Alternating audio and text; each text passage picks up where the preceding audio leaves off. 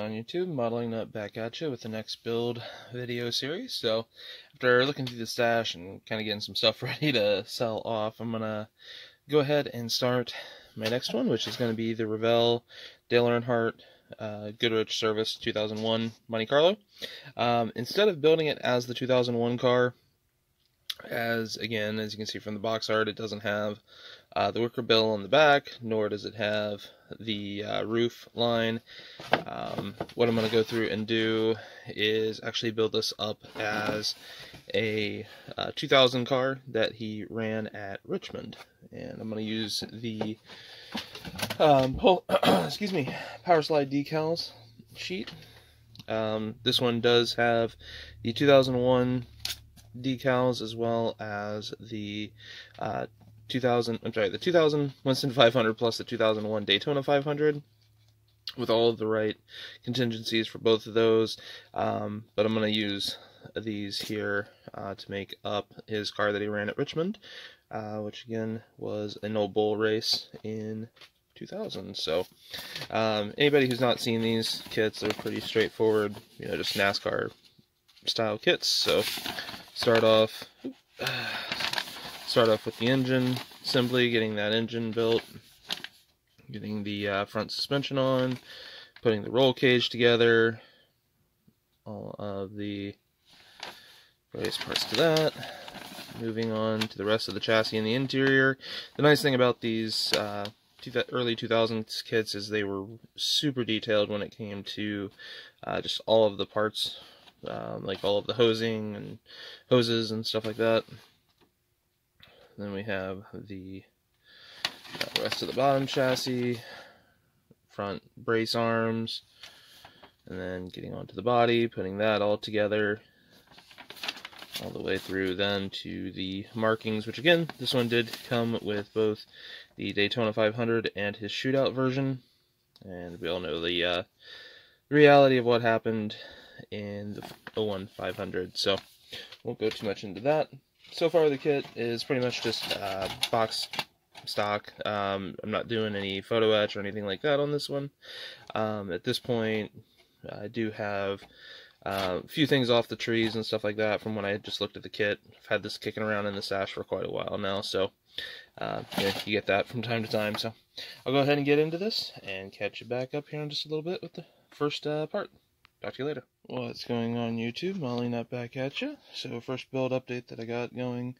Got the roll cage, most of the primary chassis just loosely assembled to let it dry through the overnight. Let it really lock in. Got obviously the wedge and track bar adjustments there. Those are in place.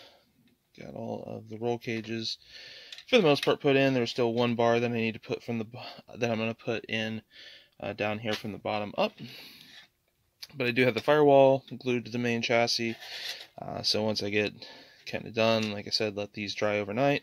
I'll then carefully twist and pull this entire assembly off into two parts so that I can paint it, detail paint the roll cage and everything like that. So yeah. Starting off pretty strong on this one. Be working probably tomorrow, finish up the last of the roll cage and get that off and ready to go for paint, get the engine built up, and then we'll be moving on. So I'll probably go ahead and include the engine build up as well in this second part, so see you guys in just a couple minutes. Well, what's going on YouTube? Modeling Up back at you with the next segment of the 2000 Dale Earnhardt Richmond car build. So as it sits right now, I got quite a bit done here over the last day or so in just really pretty quick succession. So apologize, didn't get the chance to kind of grab a lot of video in the interim, but here's kind of where we're sitting. So went ahead, run a strip of styrene across the back of the hood to get rid of that gap for the most part. There's a few little gaps, but it's nothing too major.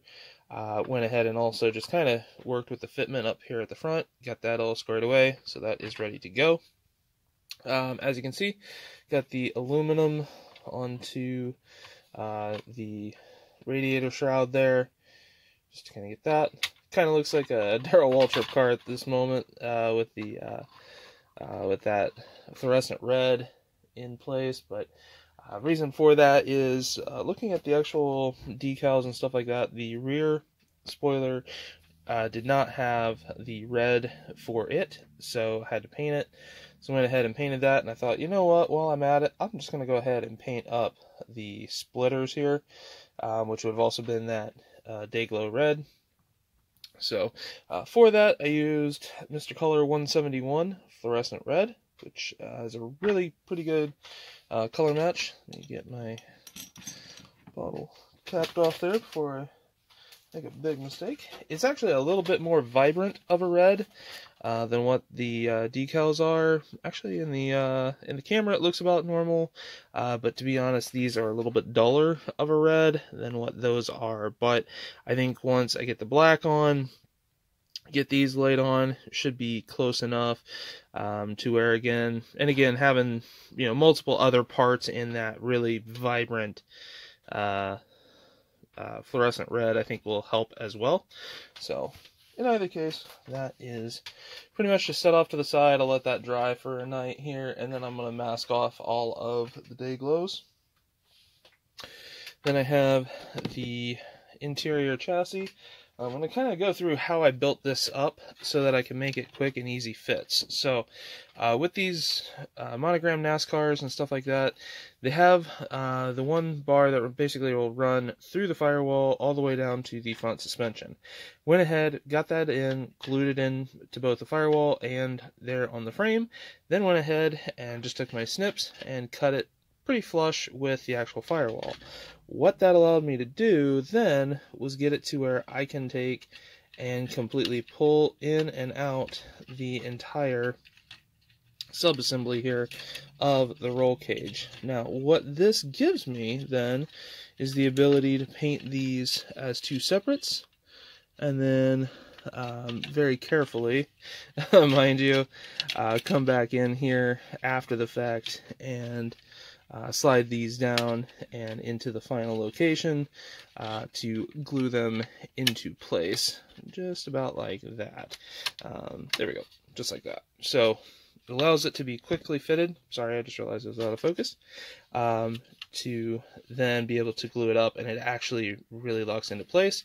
The other nice thing by it is I can then take, I put the rear bar here into place, leaving them up here so that once it's into place, I can just kind of push, meander it, and lock it in to get that bar once it is fully back and in its proper location seated here. So that is the roll cage. Now for the paint, as you notice, it's kind of a weird gray color. Anybody who's ever seen these, it's not really gray, it's not really dark gray, it's not really light gray, it's kind of a mixture. So what I went through and did was I mixed up a custom match, which I think I'm just going to use from now on whenever I build these modern NASCARs, which is 1 part rapid thinner, 2 parts 311, which is gray FS 36622, which is F for F4s and F100s,